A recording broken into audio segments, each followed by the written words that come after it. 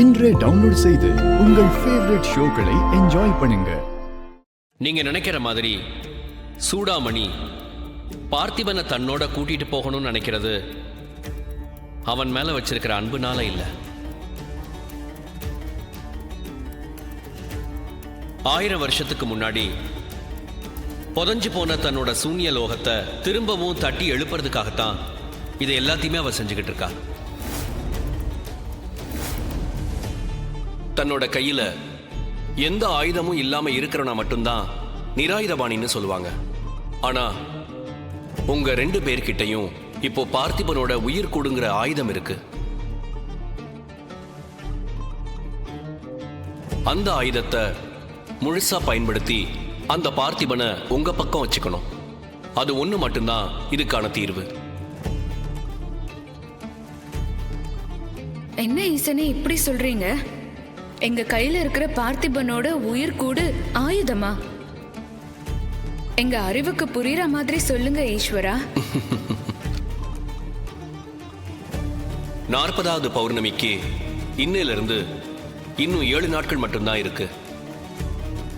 இன்னும் 7 நாட்களுக்குள்ள ராணியோட வயிற்றுல இருக்கிற தசாவதாரணி குழந்தை கண்டிப்பா பிறந்துடும். ஆனா அந்த குழந்தை பிறக்கிற அதே நேரத்துல பொம்மி, ராணி, சம்யுக்தா, பார்த்திபன் இந்த 4 பேர்ல ஒருத்தரோட உயிர் போக போற பேராபத்தும் நடக்க போகுது.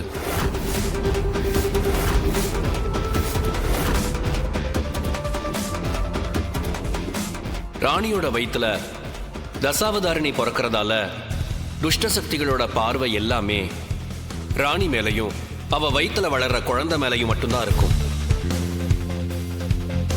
அதனால ராணி இல்லைன்னா அவ வயிற்றுல இருக்கிற குழந்தை, இந்த 2 பேர்ல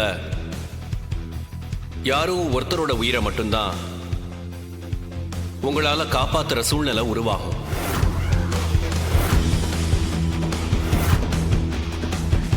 ஐயோ ஈசனே, என்ன இது சோதனை? நீங்க இப்படி சொல்லலாமா?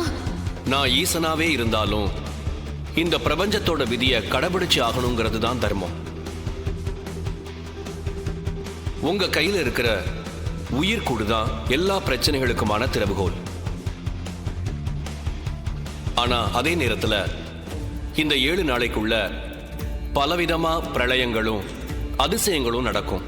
ஈசனே, இப்ப வரைக்கும் நான் எனக்குன்னு எதுவுமே உங்ககிட்ட கேட்டதில்லை.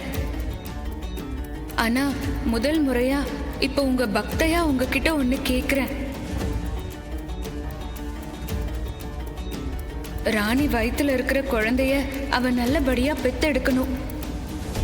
அதே மாதிரி ராணிக்கும் அவ வயித்துல இருக்கிற குழந்தைக்கும் நீங்க இப்போ ஆசீர்வாதம் செய்யணும்.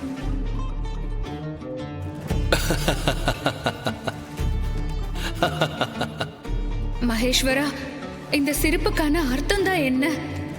எல்லாமே கடந்து போகும். பிரபஞ்சத்தோட விதிப்படியும் சாஸ்திரங்களோட சங்கமப்படியும் எல்லாமே காலத்தோட கட்டாயமா நடந்தே தீரும். நடக்கிறத உங்களுக்கு ஏத்த மாதிரி மாத்தி அமைக்கிற வல்லமைய நீங்க 2 பேரும் தான் உருவாக்கிக்கணும்.